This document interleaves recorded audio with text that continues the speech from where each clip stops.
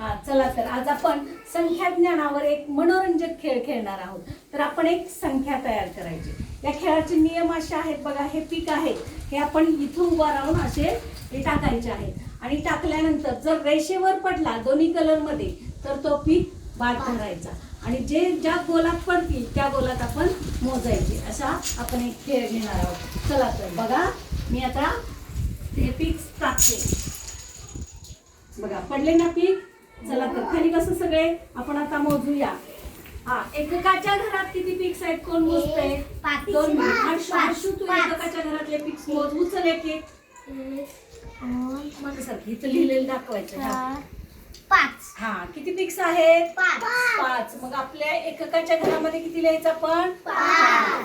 चला आता दशकाच्या घरामध्ये किती पिक्स पडले कोण मोजते? देवराज मोज.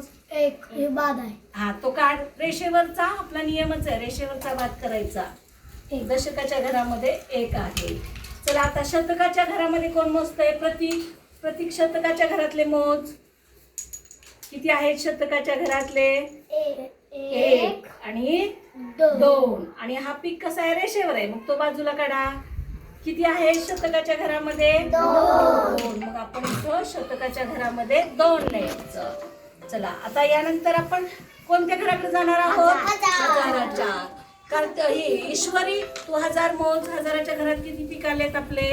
1 2 3 4. बाद आहे रेषेवर आहे. हा बाद आहे. छान. किती झाले? हजाराच्या घरात 4. मग इथं आपण 4 लिहायचं. हा चला आता पुढे 10,000च्या घरात हा कार्तिकी 10,000च्या घरातले मोज. 1 2 3 4 आणि पुढे 5. किती झाले? 5. 10,000च्या घरात किती लिहायचं आता? 5. हा आता बघा लक्ष. शेवटचं घर आपलं लक्ष. हा गायत्री मोज. लक्षच्या घरात किती आहे? तिला द्या. हा 1 आणि 2. मग लक्षच्या घरात किती लिहायचं? 2. आता ही संख्या तयार झाली याच्यावरून. मग आता ही संख्या कोण वाचणार आहे? हा बघू श्रावणी तू वाचून दाखव. 2,54,215. बरोबर आहे का रे? छान. टाळ्या वाजवा सगळ्यांनी श्रावणीसाठी. हा आणि आता गायत्री इथं ही संख्या लिहून देते. दाखवते खालच्या चौकोनात. गायत्री इथं संख्या लिही.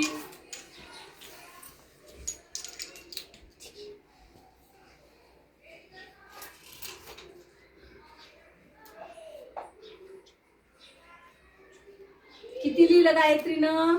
2,54,215. ऐकणे गंमत ह्या गोलात.